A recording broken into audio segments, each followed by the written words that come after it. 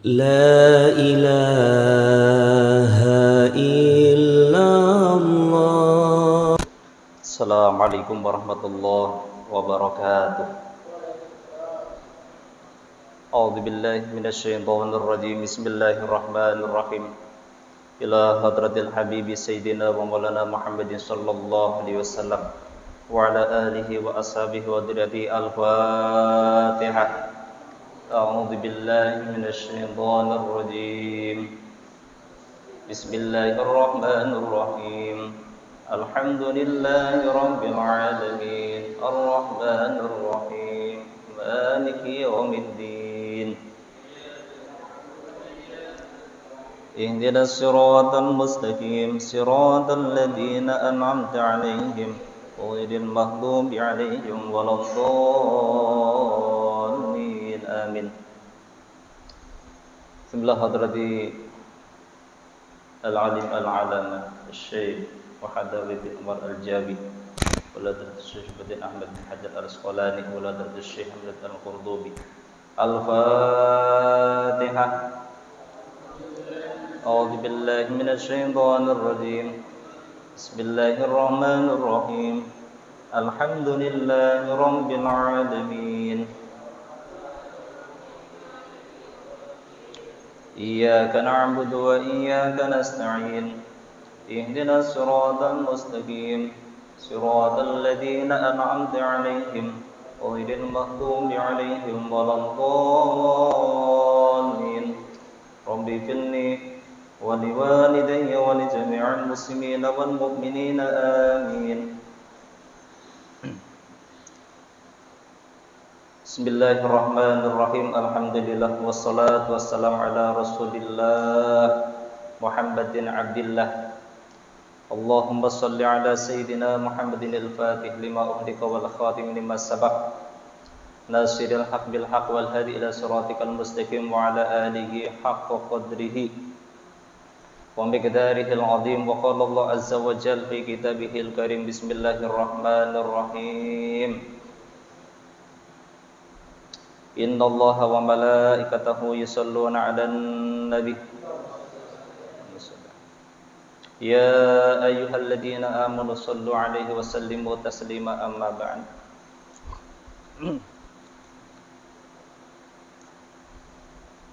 Yang kita hormati bapak-bapak jamaah Majlis Taklim Miftahus Shalihin.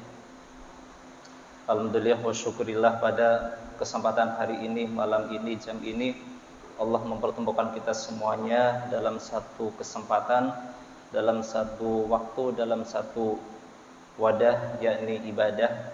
Tentu kita semuanya berharap setiap amal ibadah yang kita amalkan, yang kita kerjakan secara kontinu atau istiqomah, karena al-istiqomah khair min alfi karomah, lebih baik daripada 1000 karomah.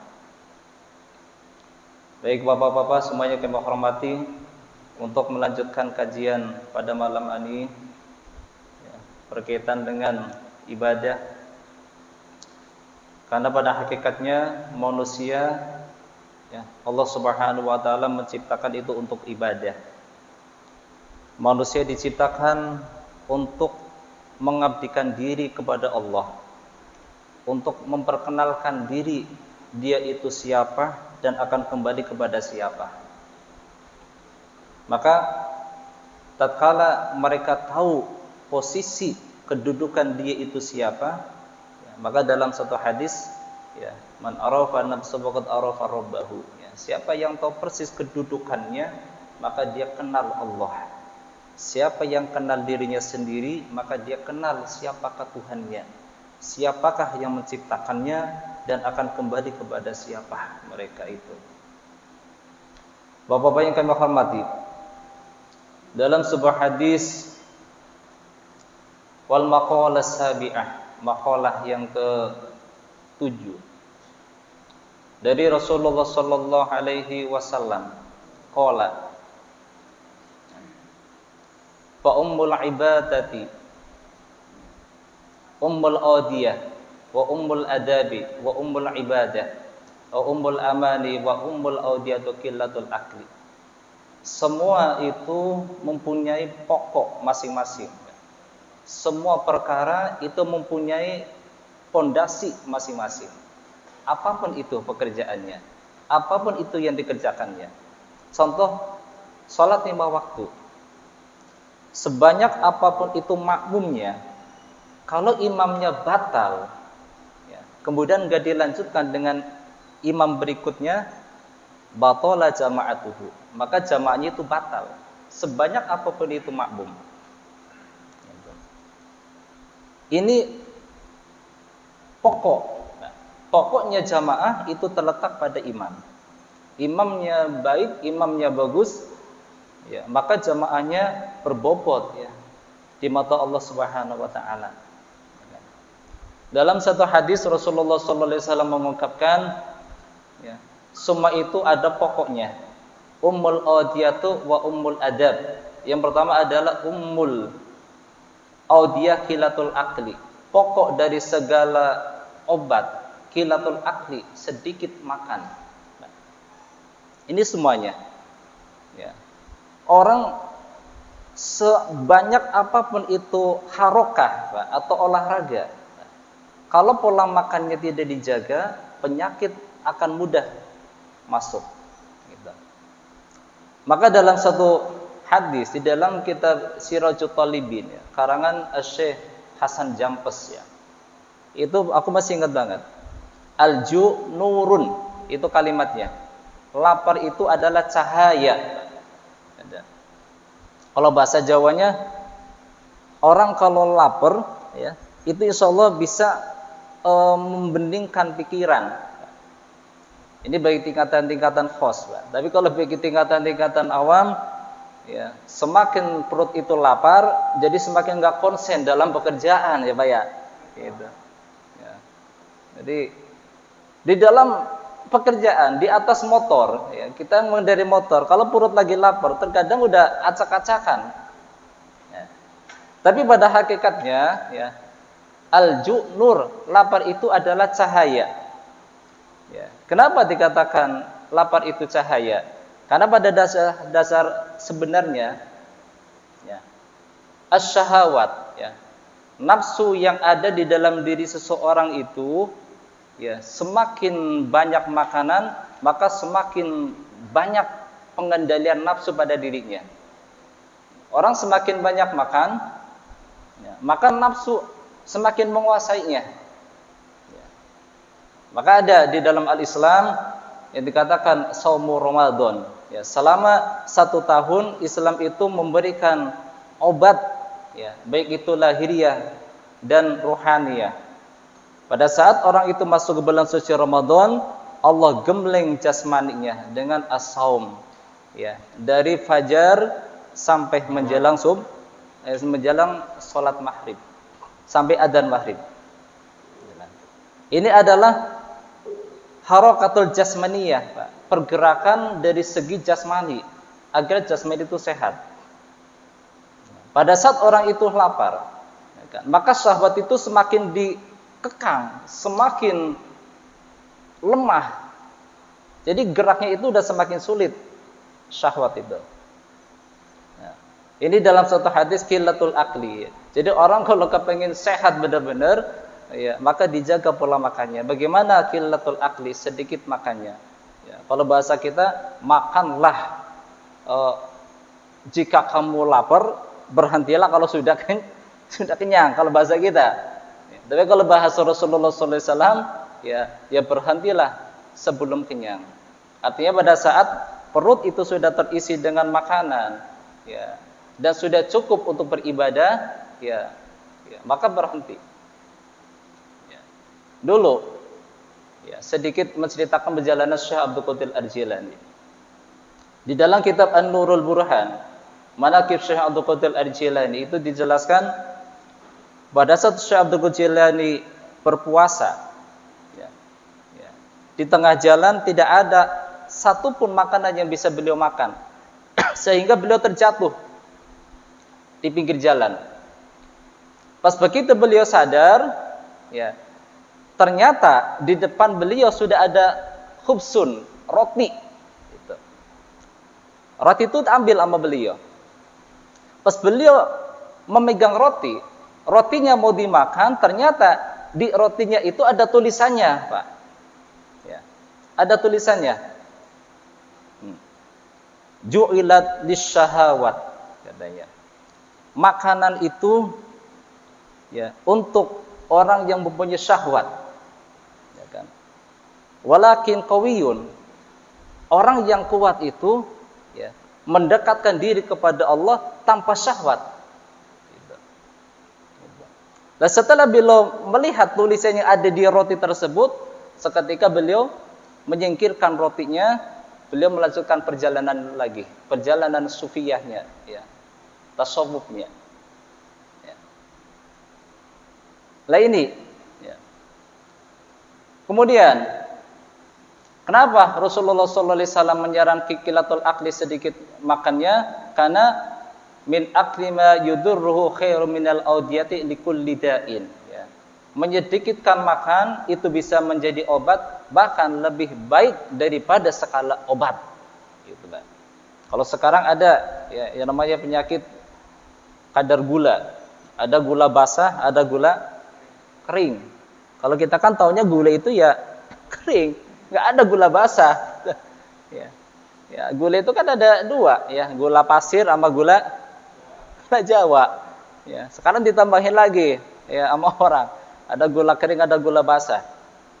Setiap orang yang mengidap penyakit gula, kalau kita tanya, bagaimana? Ya solusi dari dokter. Ternyata dari dokternya sekarang, ya penyakit gula itu obatnya sangat sulit untuk ditemukan. Ya kan?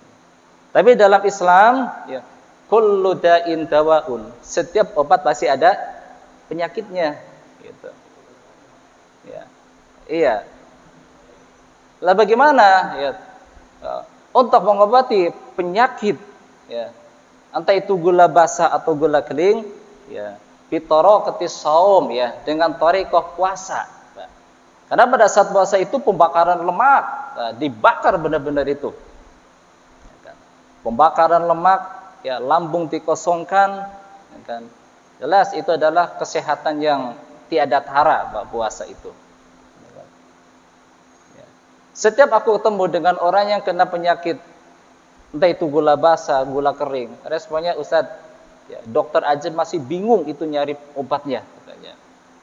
Yalah, kenapa bingung? Kan Islam sudah ada as-saum, ya, puasa dan puasa. Ya, qillatul akli ini adalah obat dari Rasulullah SAW. Maka setiap orang sakit, ya, nyari obat muter-muter nggak ketemu, diobatin ini itu nggak sembuh, as-saum, puasa insyaallah sembuh. Amin ya rabbal alamin. Ini pokoknya pokok daripada segala obat. Kata siapa? Kata Rasulullah, bukan kata kiai atau kata ustadz. Ini Rasulullah yang ngomong langsung. Segala penyakit. Maka kesehatan itu sangat penting sekali untuk kita semuanya. Siap-siaplah 5 sebelum 5 itu datang, kata Bang Haji Roma Irama kan gitu. Haji Roma Irama mengutip dalam satu hadis, ihtanim khamsan qabla khamsin, kata. Ini hadisnya. Kalau kata Bang Haji Roma Irama, ya siap-siap 5 sebelum perkara 5 datang. Sehat, siapin. Ya jangan mentang-mentang sekarang lagi sehat, apa aja makan. Ya kan, udah kenyang, hajar lagi. Alasannya mubadir gitu ya. Ingat, kapasitas lambung itu ada batasnya. Maka di dalam kajian kitab Ilmu Hikmah Hubiyah, ya, di dalam hati seseorang itu ada 3 lubang. Ya, di dalam kolbun itu ada 3 lubang. Yang pertama kolbun, lubang yang pertama. Yang kedua fuadun, yang ketiga sohofun. Ini masing-masing ada lubangnya. Ya, di dalam kajian Ilmu Hikmah, apabila perut seseorang penuh dengan makanan, maka 3 lubang ini tidak berfungsi. Ya seharusnya 3 lubang ini fungsinya untuk keluar masuknya angin, tertutup oleh makanan dan minuman. Apa yang terjadi apabila 3 lubang itu tertutup? Maka rawan penyakit ya, untuk dia. Tapi apabila perut ini terisi dengan penuh, sepentingnya, seperlunya aja, Artinya dia lapar, makan. Kalau sudah kenyang ya berhenti. Gitu. Maka cukup untuk beribadah, insya Allah penyakit tidak akan mudah masuk di dalam dirinya. Kenapa? Karena 3 lubangnya nggak tertutup sama angin. Wallahu a'lam, ini 3 lubangnya di sebelah mana. Ini yang pertama. Kemudian yang kedua, wa ummul adabi qillatul kalam, ya. Pokok daripada adab, pokok daripada akhlak adalah qillatul kalam, sedikitnya berbicara. Ya. Ini jangan salah mengartikan, Pak. Nanti sedikitnya berbicara kita ngomong seperlunya aja. Ya. Mana Bang? Ada ngalor. Ya ngalor ada ininya, ada mau kemana, ngapain, gitu. Ya. Kenapa jawabnya cuma sedikit aja? Ya, karena ini pokok daripada adab adalah sedikit berbicara. Gitu. Kemana Pak Sarmani? Masjid. Ya, ya ditambahin lah, kemana? Mau ke masjid sholat berjamaah. Gitu. Nah, sedikit berbicara, Rasulullah Shallallahu Alaihi Wasallam itu dalam sabda hadisnya, wa man kana yu'min billah wal yawmil akhir. Ya, dan barang siapa yang beriman kepada Allah dan hari akhir, falyakul khairan, maka berbicaralah yang baik-baik. Ya. Apabila dia tidak bisa berbicara yang baik, liyasmut, ya udah diam aja gitu. Kalau sekiranya berbicara itu kurang baik, diam. Kalau misalkan baik, ngomong. Ini dalam Islam. Memposisikan diam, ya, memposisikan sedikit berbicara itu berkaitan dengan keimanan. Bisa dilihat, bisa diteliti. Iman seseorang kepada Allah Subhanahu wa taala semakin tinggi kedudukannya tatkala ucapannya baik, ya, perilakunya baik, ya. Kalau misalkan menurut dia tidak baik, maka dia diam. Ini pokok daripada akhlak. Ya. Maka Rasulullah Shallallahu Alaihi Wasallam, ya, di saat ditanya sama para sahabat berkaitan dengan hukum, ya, mana sahabat bertanya, ya Rasulullah, ya, haji itu berapa kali Rasulullah? Ya. Rasulullah jawab, ya. Sakatan Nabi sallallahu alaihi wasallam. Rasulullah diam. Sahabat bertanya lagi, ya Rasulullah, haji itu wajibnya berapa kali? Rasulullah enggak jawab. Ya. Diam lagi. Ketiga kalinya dia tanya lagi, ya Rasulullah, haji itu wajibnya buat berapa kali Rasulullah? Bagi orang yang kaya yang mampu berangkat haji berapa kali wajibnya? Baru Rasulullah memberikan komentar. Ya. Seandainya aku ngomong, ya, haji wajibnya 10 kali, itu wajib, maka menjadi wajib itu haji 10 kali. Artinya apa? Diamnya Rasulullah ini, ya, ini ada hukum di dalamnya. Haji berapa kali? Kenapa Rasulullah enggak menjawab sekali, 2 kali? Ya, misalkan dia sudah berangkat haji 1 kali, sok silakan, ada duit bisa berangkat lagi. 2 kali, ada duit silakan berangkat lagi kalau mampu. Gitu. Kalau misalkan bisanya sekali, ya berarti udah selesai rukun Islamnya. Ini berkaitan dengan diam. Dulu Syekh Abdul Hasan Asy-Syadzili, beliau adalah ulama besar di zamannya. Beliau adalah seorang ulama besar dan kaya raya. Ya. Hartanya luar biasa. Syekh Abdul Hasan Asy-Syadzili. Rumahnya besar. Gitu. Kalau bahasa sekarang rumahnya itu bukan pakai keramik, ya, tapi pakai marmer kayaknya. Saking kayanya Syekh Abdul Hasan Asy-Syadzili. Ya. Kemudian waktu itu ada ulama besar, ulama alim, ya. Rumahnya sederhana banget, ya kan. Kalau bahasa sekarang udah ganti teplok, ya, nggak pakai keramik, ya pakai plester aja biasa aja. Ya. Sama-sama punya santri. Syekh Abdul Hasan Asyadzili punya santri, ya, ulama yang kehidupannya sederhana juga punya santri. Ya. Di lain waktu, ulama yang tadi yang kehidupannya sederhana menyuruh santrinya, santri, ya, sekarang kamu silaturahmi, tabarukan kepada Syekh Abdul Hasan Asyadzili, sampaikan salam dari aku kepada beliau. Hanya si kiai ini yang kehidupannya sederhana nyuruh muridnya, ya, untuk silaturahmi kepada Abdul Hasan Asyadzili. Begitu datang ke rumah beliau, ya, dan, ya, beliau menerima. Ya. Setelah ngobrol panjang lebar, begitu santri ini mau pulang, Abdul Hasan Asyadzili memberikan pesan kepada santri ini, tolong sampaikan ke guru ente ya. Sampaikan ke guru ente. Apa Syekh? Ya kan?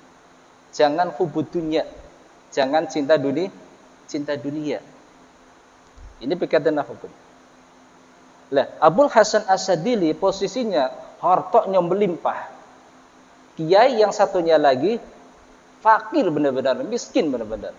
Tapi Syekh Abdul Hasan Asyadzili pesan kepada santrinya, tolong sampaikan ke guru ente, jangan cinta dunia. Gitu.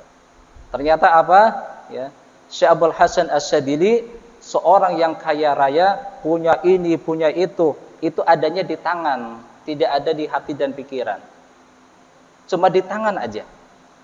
Sedangkan ulama yang tadi, yang kehidupannya sederhana, maaf kategorinya adalah fakir dan miskin, yang ada di dalam pikirannya, yang di dalam hatinya adalah dunia.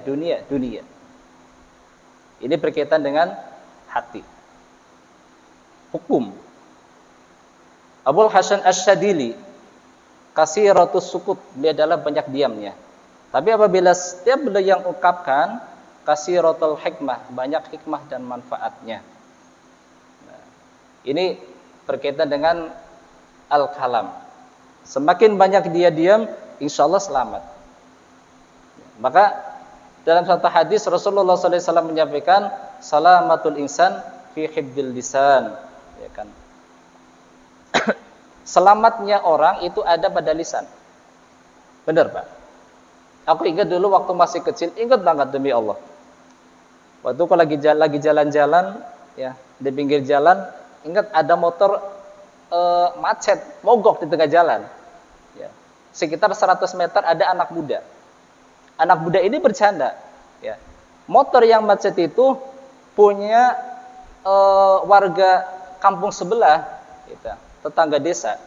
Kata anak muda yang lagi duduk-duduk bilang, Mas, ini korek, katanya. Mas, ini korek. Dia nyata bercanda, bukan seriusan demi Allah.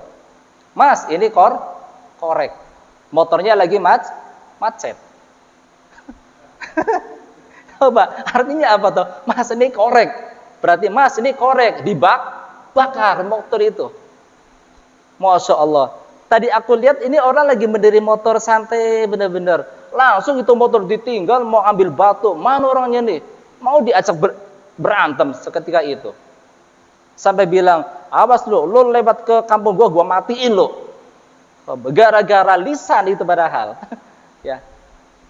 Ini korek 2 kalimat sampai ke nyawa. Benar kata Rasulullah, salamatul insan fi hibdil lisan. Ya, orang kalau kepengin selamat adanya di lisan. Ya, pengalaman lagi bertemu dengan orang pengusaha. Aku bilang, Pak Haji bisa sukses seperti ini, apa sih kuncinya? Tanya. Dia bilang, Ustadz, jujur aja, kalau berbicara modal, Pak Haji nggak punya modal apa-apa demi Allah. Terus apa? Al-lisan. Aku modalnya lisan. Aku komunikasi dengan sana, dengan sini. Sampai tukang becak, aku CS-in itu tukang becak. Itu. Sampai orang-orang yang tidur di kolong jembatan, aku deketin itu orang. Ya kan? Dari orang yang tidur di kolong jembatan, ya sampai bupati, aku deketin semuanya. Dengan modal lisan, ya, dengan modal komunikasi, Masya Allah, itu jalan rezeki. Karena Rasulullah SAW menyampaikan, ya kan, silaturahmi miftahur rizki, ya. Silaturahmi adalah apa? Kuncinya rezeki. Ya, bingung, kita rezeki bagaimana ini besok ya, satu rumah, ya belum lagi PHK, belum ini belum itu, ya kan? Ya jangan diam, ya jangan sukut, jangan diam, Pak. Al harakah, ya maka ulama mengatakan taharraku, gerak, kata ulama gerak. Fa innal harakah barokah, geraklah kalian, karena sesungguhnya gerak itu adalah berkah, Pak. Ya. Silaturahmi ke sana, komunikasi ke sana, komunikasi ke sini. Miftahur rizki, itu pintu rezeki, Pak. Ya, barangkali kita silaturahmi ke rumah teman. Gimana? PTNT ada lowongan enggak ada? Ya, kan bisa ngajuin. Tapi kalau diam di rumah, direnungi, ya, diratapi, aduh, bolak-balik buka apa? Buka WA, bolak-balik buka Facebook, HP. Ya, komunikasi, Mbak. Maka di sini aja silaturahmi birru, silaturahmi bil jasad. Itu dua-duanya afdol, Mbak. Silaturahmi secara ruhaniyah, silaturahmi secara jasmaniyah. Artinya apa? Kita komunikasi secara lisan, ya komunikasi dengan jasad. Maka itu adalah kunci rezeki untuk orang tersebut. Amin ya rabbal alamin. Nah ini berkaitan dengan kalam. Nah, itu melihat kondisi, ya. Kalau bahasa ilmu mantiknya lihat muqtadul halnya. Lihat kondisi pada saat itu. Kalau memang saat itu harus berbicara, kul, maka berbicara. Pada saat situasi itu harus diam, maka diam. Diam itu jauh lebih baik daripada berbicara. Nah, ini wa ummul adab qillatul akli, aku ulangi lagi, pokok daripada adab, pokok daripada akhlak adalah sedikit berbicara. Semuanya. Ya kan? Seorang pemimpin juga seperti itu. Ketua DKM, ya. Sedikit berbicara, tapi geraknya banyak. Afdal itu lebih baik. Ya kan? Baik, belajar lagi. Yang ketiga, wa ummul ibadati qillatud dunub. Ya. Pokok daripada ibadah adalah sedikit dosa. Gitu. Semakin sedikit dosa yang dia kerjakan, maka ibadahnya semakin khusyuk. Dulu itu pernah ada seorang masyarakat bertanya kepada Abul Hasan, ya Syekh, aku itu tahu Syekh, dosa itu dilarang sama Allah. Aku tahu demi Allah. Terus, tapi aku nggak bisa menghindari. Aku berdosa. Setelah aku berdosa, aku tobat Syekh. Aku meratapi, ya Allah, aku paham, ya Allah, aku tahu, ya Allah, ini salah, ya Allah, gitu. Aku tahu, ya, melihat perempuan, ya, apalagi yang pakaiannya seksi, ya, dengkulnya kelihatan, pahanya kelihatan, aku tahu itu adalah haram. Habis gimana lagi buka WA yang nongol itu, ya, apalagi grup yang, ya, orang brekele, gitu. Habis gimana lagi, ya? Buka Facebook yang muncul itu lagi. Buka Instagram yang muncul itu lagi. Kemudian aku bertobat, Syekh. Setelah bertobat, gitu lagi. Dosa lagi. Aku bertobat lagi, gitu lagi. Bagaimana, Syekh, katanya. Abul Hasan memberikan qala Abul Hasan, beliau mengatakan, tobatlah kepada Allah. Terus saya jawab lagi, Syekh, aku bertobat. Tapi melakukan lagi, tobat lagi. Melakukan lagi, Syekh, tobat lagi. Lihat lagi, Syekh, lihat paha lagi di jalan, bagaimana? Tobat lagi. Ya. Bagaimana? Ya tobat terus. Di saat engkau melakukan dosa, bertobat. Melakukan dosa, bertobat. Kenapa? Ya karena tobat ini adalah amal ibadah yang paling mulia. Tobat itu paling mulia dibandingkan perkara-perkara yang lain. Kenapa? Karena di saat orang itu melakukan penyesalan, ya, artinya dia sudah komunikasi dengan Allah. Ya, dikomunikasi dengan Allah benar-benar lahir dari hati nuraninya, tanpa paksaan, ya, tanpa tekanan. Ya, tapi misalkan tekanan bagaimana? Ya Allah ini tobat, ya Allah gimana ya, aku malu sama tetangga ini kalau ketahuan gimana ini? Ya kan? Ini gimana ini kalau ketahuan sama orang? Oh, berarti ini bukan tobat. Karena masih kaitannya dengan selain Allah. Nah, ini gimana ini kalau ketahuan sama orang ini? Saudara kalau tahu, aduh malu ini bisa. Ya, image-nya bisa jatuh. Apalagi kalau tahu atasannya. Bisa dipecat ini, gimana ya Allah? Nah, ini bukan tobat. Kalau tobat itu langsung kita konteksnya kepada Allah Subhanahu wa taala. Nah, ini berkaitan dengan dosa. Maka pendiri Thariqah At-Tijaniyah, ya, Asy-Syaikh Ahmad bin Muhammad At-Tijani, ya, di dalam kitabnya Ad-Dunub fi Akhir Zaman, ya, dosa di akhir zaman itu kal mataril ghazir, seperti air hujan yang sangat deras sekali. Itu di akhir zaman. Aku ingat banget. Dulu waktu masih di pesantren, sosmed gak seramai sekarang. Dulu nggak ada WA, cuma sebatas Facebook. Itu pun kalau kita kepengen Facebook, ya Mas Soken ini, kalau kita pengen buka Facebook kan kita harus ke warnet dulu. Ya awang banget coba. Paling ke warnet seminggu sekali, seminggu 2 kali. Gitu. Masih mending. Begitu sekarang, Masya Allah, sosmed udah luar biasa. Maka benar Ahmad bin Muhammad At-Tijani, beliau mengutarakan di akhir zaman dosa itu seperti air hujan yang sangat deras sekali. Nyipretnya kemana-mana. Ya kalau air hujan deras kan nyipret. Segimana kita berteduh di pinggir-pinggir rumah tetap aja Mbak nyipret. Coba kita mau lari kemana cobalah dari dosa. Ya. Di rumah aja, Ustaz, di rumah kayaknya aman. Lah di rumah ada TV. Begitu disetel, oh yang nongol Ayu Ting Ting misalkan. Aduh, lagi goyang-goyang. Sayang ini kalau dimatiin. Yang ditunggu-tunggu ini. Ya, alami nyanyinya alamat nggak jelas lagi. Ya.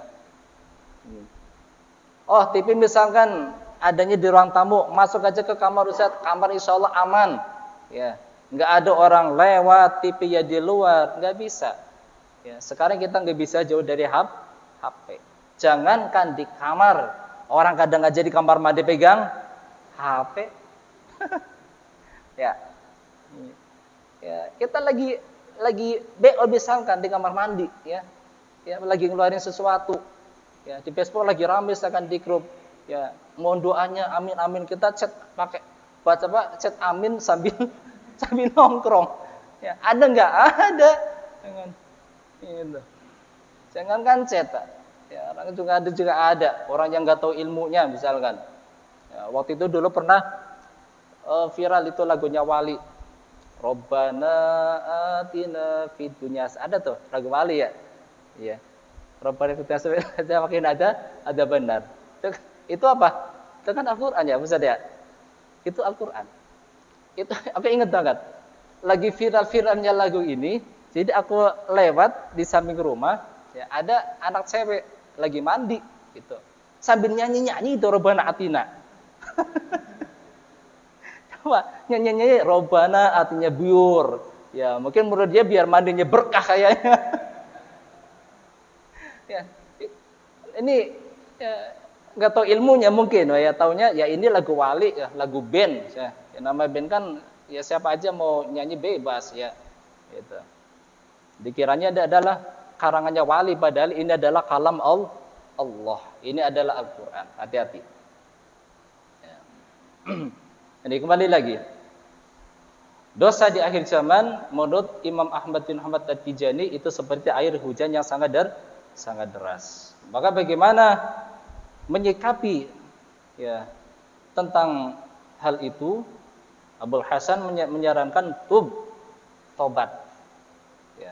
Dan saat maksiat lewat itu mata, entah itu telinga, ya, kalau kalian sadar bahwa itu dosa, seketika kamu tobat, Allah memaafkan. Ya, karena dulu Malaikat Jibril alaihissalam ya datang kepada Rasulullah, ya, itu hatinya sahih banget. Kata Malaikat Jibril, ya Rasulullah, 1 bulan, ya, 1 bulan umat engkau tobat dan meninggal, diterima tobatnya sama Allah. 1 bulan. 1 bulan dia sebelum mati tobat, diterima tobatnya sama Allah. Apa kata Rasulullah? Jibril, 1 bulan itu kelamaan Jibril. Hari ini tobat misalkan ya, bulan Januari tobat. Ya, pas di pertengahan Januari maksiat, dosa apa aja. Ya. Tapi begitu Februari mati, bagaimana itu coba tobatnya? Oh, udah acak-acakan kemana-mana dah. Ya, jangankan sebulan, malamnya nangis nih, istighfar ya Allah. Tadi pagi aku lihat ini itu ya Allah. Gitu. Semalam nangis, pas begitu pagi-pagi lihat HP, udah lupa itu nangisnya. Gitu. Jangankan 1 bulan. Maka Rasulullah bilang, ya Jibril 1 bulan kelamaan Jibril. Terus kata Jibril, ya Rasulullah, tahu dulu aku ngomong sama Allah. Langsung bilang, ya Rob, kata Rasulullah 1 bulan kelamaan ya Allah. Ya udah 1 minggu. 1 minggu. Sampaikan ya Rasulullah, ya 1 minggu sebelum umat kamu meninggal tobat, Allah terima tobatnya. 1 minggu. Langsung Rasulullah, ya Jibril 1 minggu kelamaan. Rasul Jibril naik lagi, ya Rabb bagaimana 1 minggu kelamaan kata Rasulullah. Ya udah 1 hari. Sampaikan lagi kepada Rasulullah, ya Rasulullah 1 hari ya sebelum umat kamu meninggal dan bertobat Allah terima tobatnya. Apa kata Rasulullah? Jibril 1 hari kelamaan. Orang tadi semalam tobat pagi-pagi kadang udah maksiat. Gitu. Apa kata malaikat Jibril? Ya Rasulullah, tobat umat kamu diterima oleh Allah sebelum nyawa fil ghorohir, sebelum nyawa ada di tenggorokan, sebelum nyawa ada di leher, diterima tobat umat kamu. Artinya di saat dia lagi sakaratul maut, dia sadar, dia bertobat kepada Allah, ya tubullah, Allah terima tobatnya. Maka benar Abul Hasan Asy-Syadzili di akhir zaman menyikapi berbagai macam dosa, solusinya adalah tobat. Gitu. Wa ummul ibadah wa ummul amani as-sabru. Kemudian yang keempat, dasar daripada toma adalah kesabaran. Orang kalau nggak sabar, pasti sifatnya toma terus. Toma itu adalah mengharapkan sesuatu kepada selain Allah. Toma. Sekarang mengharap kepada Allah bagaimana? Ya jelas itu kita minta kepada Allah. Toma sama orang, toma sama saudara. Berharap itu Pak. Mudah-mudahan silaturahmi ke saudara dikasih duit. Itu kan toma. Ya, mudah-mudahan ya ini saudara pulang dari Malaysia, ya mudah-mudahan dapat cipretannya atau apalah. Itu sudah toma. Bagaimana cara menyikapi toma? As-sabru, hibsun nafsi adil jarhi. Ya. Sabar itu adalah menahan diri dari sesuatu yang menyakitkan, sesuatu yang tidak senang, sesuatu yang menurut kita udah berat banget. Maka pada saat bisa menahan dari semua itu, ya as-sabru, maka dia adalah sabar. Kalau dia bisa sabar, insya Allah bisa mengobati penyakit toma. Ini adalah penyakit toma juga sangat bahaya sekali, bisa menghambat komunikasi seorang hamba dengan Allah Subhanahu wa taala. Nah, ini ada beberapa pokok yang kami sampaikan tadi. Yang pertama adalah pokok daripada obat adalah sedikit makan. Ya, pokok daripada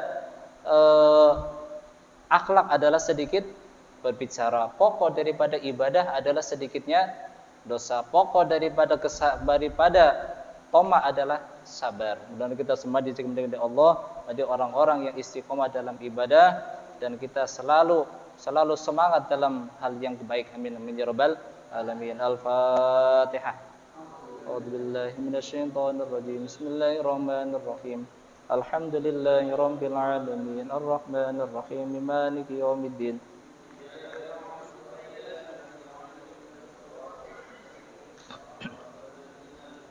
Alaihim ghairil maghdubi alaihim waladdallin.